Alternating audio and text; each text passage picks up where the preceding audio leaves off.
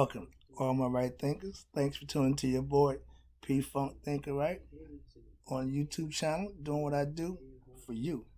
Today we're going to talk about something near and dear to my heart. On Rightism, 25 Rules to Live By, storytelling, story with a message in the story. If you know me, you see that post about that. That's the 42 Negative Confessions of Mayat. Today we're going to talk about how to live Mayat. What do Mayat mean? That's my favorite aspect of all the guys that we represent, that I personally choose. And I'm going to tell you why. Let me give you a little breakdown. You see me do this, every week. Yeah, Mayat.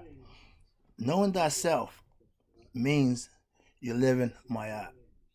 Knowing thyself means you are a righteous, living person. But knowing thyself means you had to learn. You aren't born knowing thyself. There's lessons that you have to learn. There's rules you have to abide by. And these things is what Mayat set in motion. When God created, the first thing he did out of chaos was set forth justice, righteousness, and balance. That's Mayat. That aspect. And they put that aspect into a female. Okay. Gave her all the feather of Mayat, which signifies truth. If your heart is light as a feather, that means you're a good person. This is a conception that they came up with thousands of years ago, that we got a whole bunch of concepts now that half of us don't understand and can't follow because it got so much intricate mumbo jumbo, incorrection, and misinterpretation with it. So it don't really work for nobody. Mayat was the standard by which all Egyptians, upper, lower, and in between, understood Mayat was the way to go. So anytime, anything you spin off it, anything that you bring to it, it's okay. But the basis is righteousness, the foundation of which everything is based on, balance, understanding. Remember, chaos is disorder. Chaos is pretty much something waiting to happen. Without order, it won't happen. That's why he set forth Mayat. I practice the lifestyle of Mayat because it offers you the actual opportunity to commune with your God from a mental and a conceptual aspect in your life. Meaning you can put forth the action. They tell you reap what you sow. All the aspects of God's that we done went over, that I gave you, all of them are characteristics of you as an individual. They're not real people. They just aspects that we put into real people philosophically, metaphorically, allegorically, to give you lessons in life on how to live a good life. Mayat represents everything that's good, everything that's right. That's why I love that aspect, because right, my name and Mayat is synonymous with me in my life. Right, Mayat, good, justice, everything that I live for, everything that I think is right, is all concluded in Mayat. So I make it part of my life. I use her aspects to live Mayat. So living Mayat means you're doing the right thing. Hence, right thoughts, right thinkings. Right thinkers, that's people who using their right thoughts properly. So you're the right thinker. You're a follower of that concept. That's why I did that purposely. And remember, if you come into my domain, I'm going to teach you. I'm going to educate you. I'm going to enlighten you, motivate you, inspire you. But I'm not going to BS you. I'm not going to lie to you. I ain't got no purpose and no reason for that, because that's not my style. Okay, speaking my karu, I speak from the heart. I'm honest, I'm sincere, and I'm passionate about what I do, what I bring to the table for the people who I bring it to. I'm serving you. I gotta make sure it's good. Okay, my knowledge is like gumbo. I put it together. There's a lot of stuff going into this gumbo. A whole lot of stuff in here. It ain't just one aspect. It ain't just one perspective. There's a whole lot of stuff that I bring to the table before I serve it. And if you do it just right, just enough for this, just enough for that, oh, it tastes good. All right, that's the whole point.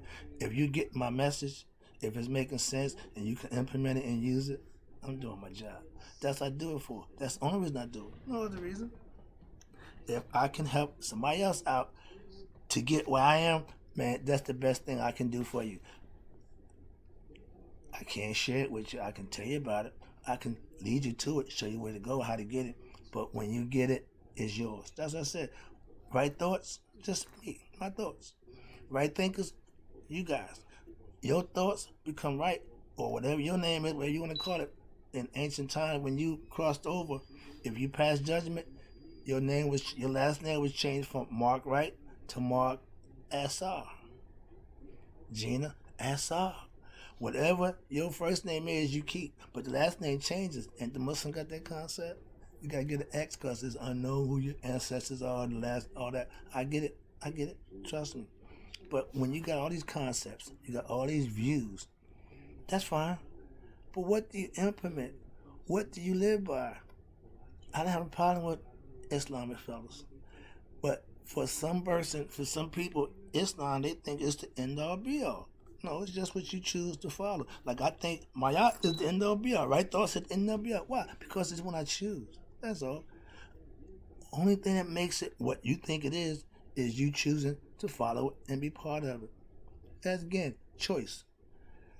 You choose to be a Muslim, that's a choice.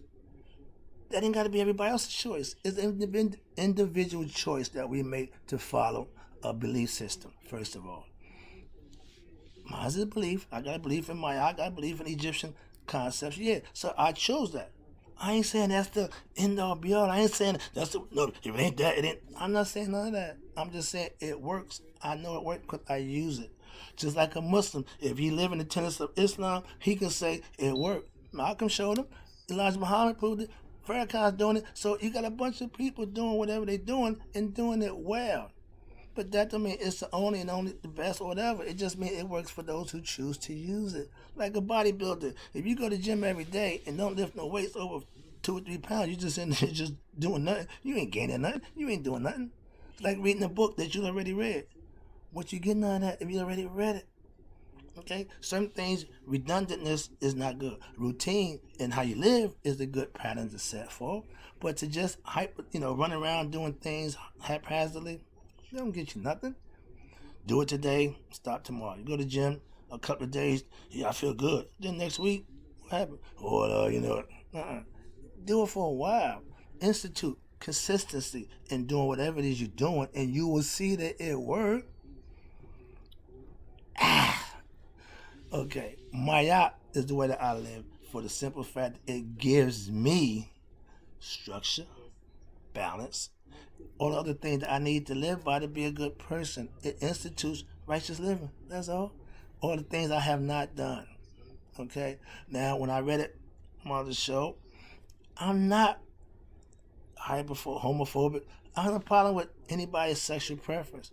But for my belief system, I'm not going to have a sexual encounter with another man. If I was a woman, it says I'll not have sex with another woman. That means homosexual activity, lesbian activity has been around, and it was frowned on then. Now, y'all have rights. I'm going to say that for another lesson. But when you got people who have issues of how they want to do what they do, Mayat makes it clear. We don't have that issue. Man, woman, man, woman, woman. So if you want to put that into your lifestyle, that's fine. But don't sell it to me. Don't implement it on. I got a problem with young people seeing that concept of 2 mammies, 2 daddies. That's another issue. I digress. We're talking about Maya. If you live Maya, she won't allow you to be gay. She won't allow you to be a switch hitter. She won't allow you to play that back and forth game with yourself. These are the things that you do. They say things you do in the dark will be brought to light. Yeah, because if it's not right, it shouldn't and it won't last. And if you think because you're doing it and nobody know, remember Judgment Day, and my teaches you judge you from within, not the outer world. What the outer world see about me, what I project to them, that's fine. But I know me, the real me, what I think, how I think, and why I think the way I think, that's all personal. Mayat controls you and lets you know that if you control that aspect of your life, everything else that you do will be okay. Why? Because you're comfortable and you're situated and you're doing right. I have no ill will toward nobody. I got no bad feelings toward doing something to nobody. If you disrespect me, if you become dangerous or harmful to me, I will react and I will deal with that accordingly. But Maya gives you explanation for that also. She gives you everything you need to survive and live and be a righteous person. Hence, Goddess Maya was the way to live, a way of life. That's why I give her that props. That's why I live her philosophy, because I know it works now. After living it, after instituting it, yeah, Maya, that's the way to go. In ancient times, Maya was considered God. She was the way to God. Now we got Jesus Christ from the Christian aspect, and the Muslims use Muhammad, but the prophet and the messengers is not God. They are just that, messengers of God. And we know the aspect of Maya is an emanation of God's grace and majesty. So we use it, we implement it, hence we become godlike. The goddess Maya was revered. It still is, because I'm still practicing it today. Okay, 10,000 years ago in Egypt, in ancient times. 5,000 years ago, when the Greeks came in 3,500, they adopted a concept and called it Greek mythology and all that other stuff. Took all our gods and all our aspects of gods, and they worked it in, and we get everything we got, educational wise and philosophically, from the Greeks. And they never told the people it would be a lot easier to be accepted, Egyptian knowledge and ancient Egyptian, if the people who got that knowledge from them were let the people who they give knowledge to where they got their knowledge from. I digress. The concept of Maya and the lifestyle that I call Maya, right thoughts, how I live, why I live, that was the way the ancients lived. So it's not a fad, no, it's a way of life that you can implement, that you can use to take you through this life, because this can run out.